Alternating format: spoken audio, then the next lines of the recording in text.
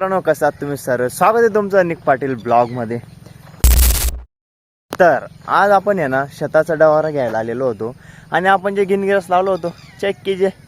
पूर्ण गिनग्रास एकदम ओके मध्ये उतरलेलं आहे. थोडंफार सांधावं लागणार आहे, दाखवतो मी तुम्हाला. अरे ना हे पहा, इथून तर इथपर्यंत काही आलेलं नाही. बाकी मध्ये इथं पण नाही उगलेलं आहे, बाकी इथं नाही आहे.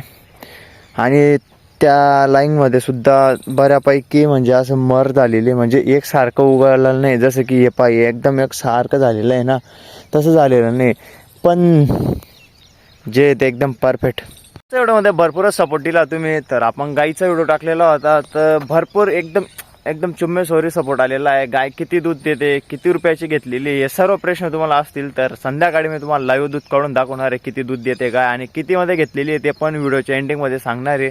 आणि कोणत्या बाजारामधून घेतलेली आहे ते तर आजूबाजूच्या परिसरमध्ये तुम्हाला समजूनच गेला असेल. चाळीसगावच्या बाजारामधून घेतलेली होती आपण.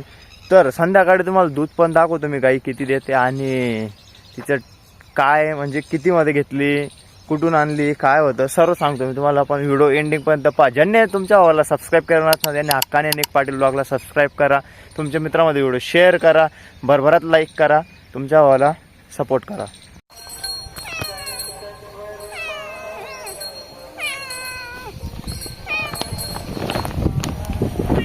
ती गाय, हिच्यामुळे तुम्ही सर्वांनी मला एवढं प्रेम दिलं. तर ही गाय कितीला घेतली मी, किती लिटर दूध देते, काय नाही. तर ही आहे ना, आम्ही तर अगोदर गेलो होतो, तर मी तिथं व्हिडिओ वगैरे काही शूट केला नव्हता. तर तो भरपूर सांगायचा 45-50 हजार रुपये. तर म्हटलं घ्यायचं काय, माझे काका पण आलेले होते. तर म्हणजे मला तर या गोष्टीमध्ये काही समजत पण नाही, म्हणजे किती पैशामध्ये ठरवली गेली पाहायला आणि काय ते दात किती राहतात काय ते काही समजत नाही. तर काकांनी सर्व चेक केलं आणि मग आम्ही ही फायनली चूज केली होती. आणि अजून एक होती, मग हिला आम्ही बोललो की फायनली घ्यायची, तू द्यायचं भाऊ काय नाही. तर तो बोलला अगोदर 40,000 रुपये रोख असतील तर 40 आणि उधार वगैरे चालतं, ओळख वगैरे राहिली व्यापारीसोबत तर उधार पण देऊन टाकता. तर अर्धे पैसे उधार द्यायचे, अर्धे राहू द्यायचे. तर मग आम्ही ठरवली. म्हटलं मग काकांनी ते बोलले की 37-38 हजारपर्यंत जर सोडली तर आपण ठेवून घ्यायची. तर मग एक व्यापारी ओळखीचा होता, मग म्हणजे बाजारात फिरता भेटला तो. मग काकांनी ते बोलले की ही गाय आम्हाला पसंत आलेली असं तसं, तर ही घ्यायची आहे बुवा. तर मग तो आला, दाखव गाय कोणती आहे काय. तर मग गाय त्याला दाखवली आम्ही ही वाली. आणि नंतर मग त्याने ते करताना ते मध्ये बोट करून ते असं काहीतरी करतात. तर ते बोलले की 30,000 रुपयामध्ये सोडून दिलं म्हणे. म्हटलं वा 30, आपण तर 38 पर्यंत आपली अपेक्षा होती, 30 पर्यंत सोडणार आहे. वा चांगली गोष्ट आहे. आणि सांगणारा गायचा मालिक सांगायचा की 6 लिटर दूध देते ती किंवा 5 लिटर. तो तर 6 बोलत होता, पण आम्ही बोललो 5 लिटर पण दिलं तरी भरपूर आहे आमच्यासाठी. 5 लिटरची आम्ही बोली करणार होतो. तिचं वासरू आहे पा, याच्यावरूनच लक्षात घ्या तुम्ही की गायला चारा किती म्हणजे कमी टाकत असतील. आता हे आमच्या गाईचं वासरू आहे, हे पा किती असं टवटवीत दिसतंय, असं अंगावर वाटतंय. आणि हे पा हे कसं दिसतंय. हे म्हणजे सांगायला गेलं तर ती छोटी गायचं वासरू आहे, म्हणजे एवढं मोठं वाढायला पण नको तरी त्याची ग्रोथ पा किती होते. आणि ही एवढी मोठी गाय असून तिचं वासरू असं दिसतंय. तर तुम्हाला मी संध्याकाळी दाखवतो दूध काढून कसं काय, म्हणजे किती दूध देते व आपण लाईव्ह टेस्ट करणार आहे. सकाळी तर दिलं तिने, संध्याकाळी दिलं तर मग ही आपल्याला राहू द्यायची. आणि हिच्यामुळे आपले एवढे व्ह्यूज आले, एवढं तुम्ही सर्च केलं, तुमचं मनापासून धन्यवाद. आणि असेच माझे व्हिडिओ सर्व पाच जा, मागचे पण टाकलेले ते पण पहा. तुमच्यासाठी काय करायचं ते कमेंट करा, ते करू आपण. आता यांना आहे ना ऊस घेतलेला आहे मी, हा पा इथं ऊस पडलेला आहे ना. आता हा ऊसचं काय करायचं आहे, म्हणजे ऊस तर राहणारच आहे, पण त्याची जी बांडी आहे ना ती काढून घेतो आता अगोदर. बांडी यांना खाऊ घालून देतो, म्हणजे जेणेकरून ती बांडी वायाबार जाणार नाही आपली, कारण की ती सुकवते. आता ऊस तर जसं तसं राहणार आहे, पण बांडी लवकर सुकवून जाते. म्हणून आता बांडी खांड करून आणि टाकून देतो यांना. मग भेटतो मी तुम्हाला. आम्ही आहे ना ही गाय जेव्हा घ्यायला गेलो होतो ना, तेव्हा आमचं असं होतं की आम्ही भरपूर गाय पाहिल्या आणि त्याच्यामध्ये आम्हाला ही एक आवडली होती आणि अजून एक गाय होती. पण तिची किंमत आहे ना लय जास्त होती, म्हणजे की जवळपास ती डायरेक्ट 60-70 हजारपर्यंत सोडणार होता. ती पण पहिल्या जाप्याची होती आणि दुसऱ्या-तिसऱ्या जाप्याची असणार आहे. आणि ही गाय मग आम्ही पूर्ण मार्केटमध्ये पाहिलं कसं काय रेट, तर ही स्वस्त दरामध्ये, म्हणजे ही पण काही स्वस्त नाही सांगत होतो. सांगताना त्यांनी पण अगोदर 45,000 रुपये सांगितले. आणि मग आम्ही त्याला बोललो की घ्यायचं काय आहे. तर म्हणे रोख असेल तर 40-42 पर्यंत सोडेल, उधारला 45 जे आमच्या गोट्यावर या दूध निपून घ्या 3 टाईम. तर मग ठीक, मग आम्ही डिसाईड केलं की 38,000च्या आसपास सोडेल तर आपण घेऊन घ्यायची. काकाने डिसाईड केलं की 38,000च्या आसपास मिळाली तर ठेवून घ्यायची आपण. तर मग असंच आम्ही मार्केट फिरत होतो. मार्केट फिरता मग काकाने त्यांचा मित्र भेटला त्यांना, की तो व्यापारी जे.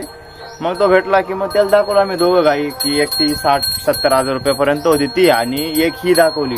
तर मग ती जी दाखवली ना 60-70 वाली तिचा रेट थोडा हायच होता. आम्ही 51,000 रुपये करून दिले होते, पण त्यांनी काही सोडलं नाही. 51 पर्यंत पण आम्ही की ठीक आहे बुवा 51,000 पण दिले तरी आपलं हाय गाय चांगली आहे की दूध दिल ती. पण मग नाही, तो 60 शिवाय नाही म्हणायचा. मग हिच्याकडे घेऊन गेलो आम्ही. हिच्याकडे घेऊन गेलो तर मग आम्ही त्याला सांगितलं होतं 38,000 पर्यंत आमची अपेक्षा आहे घ्यायची. मग ते असे बोट घालून ते काहीतरी करतात रुमाल ठेवून, मग त्यांनी ते बोट दाबून केलं. मग ते काकांचे जोडीदार होते, मग ते आले की 60 पर्यंत ही आपली 30 पर्यंत सोडून दिल म्हणे तो. अरे बाप म्हटलं, आपल्याला 38ची आपली अपेक्षा होती, 8,000 रुपये आपले कमी होत आहे, मग का ना.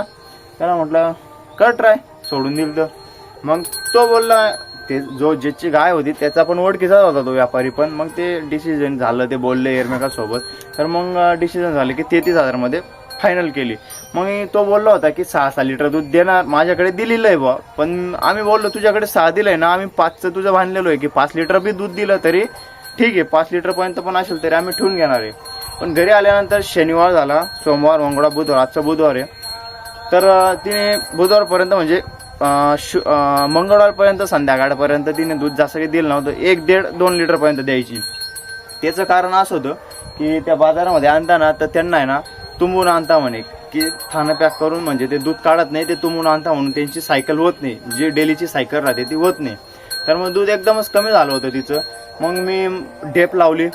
नंतर मग त्याला कॉल केला की ढेप खाऊ घालतोय, बाकी हिरवा चारा आहे, ऊस वगैरे, तरी दूध देत नाही. मग बोलला की मक्का वाढला आणला आपण. मग आज सकाळी तिने काहीतरी 4-1 लिटर दूध दिलेलं आहे. बादली भरली तिने, एक छोटी 4 लिटरची बादली होती, ती भरून दिली.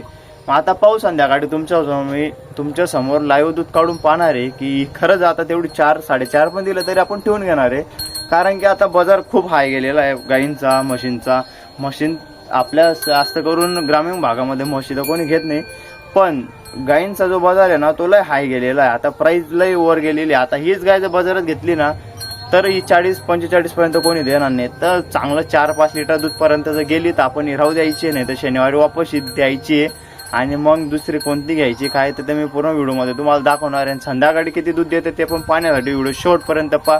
आता मी ऊस खांडून घेतो तिथं ठेवलेला, म्हणजे ऊस नाही टाकायचा आता, याची ती बांडी काढून घेतो, कारण की बांडी पण सुकून जाते. ती बांडी यांना पण फेकून देतो आणि ऊसमध्ये रचून देतो, कारण की आता पाऊसचं वातावरण झालेलं आहे. काल पण भरपूर पाऊस आलेला होता.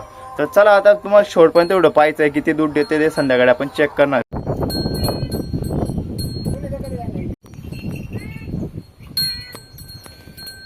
सकाळचं तर तुम्ही पाहिलं होतं, मी तुम्हाला दाखवलं. आता आहे ना सकाळचं तुमच्यासमोर लाईव्ह दूध काढून दाखवतोय मी. आता दूध काढतो मग तुम्हाला दाखवतो किती दूध दिलेलं आहे तिने. बरं मग दूध काढलं मी सकाळी मध्ये काही एवढं बादली भर दूध दिलेलं आहे.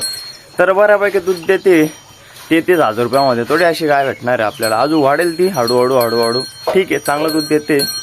मी तुम्हाला जसं दाखवलं त्याप्रमाणे गाईने दूध पण दिलेलं आहे. पण एक होतं की आपण जेव्हा आणतो ना गाई नवीन तेव्हा जागा चेंज होत राहते, म्हणून जास्त दूध देत नाही गाय. आता मी जेव्हा ती आणली होती ना तेव्हा 1 लिटर 1.5 लिटर द्यायची, पण आता चांगल्यापैकी दूध देते. आणि ही पण पाठीमागेची वासरी पाहताना ही पण लागून गेलेली आहे. आता हिचं पण काम ओके मध्ये झालेलं आहे आपलं. आता ही पण जर जणली ना तर दूध चांगल्यापैकी चालेल. चारा वगैरे टाकून देतो यांना. काल जो ऊस छाटलेला होता मी तोच फेकून देतो. ही जी बांडी काढलेली होती पावसाची अशी पण खराबच होणार, त्याच्यापेक्षा मग तिला आता टाकूनच देतो पूर्ण.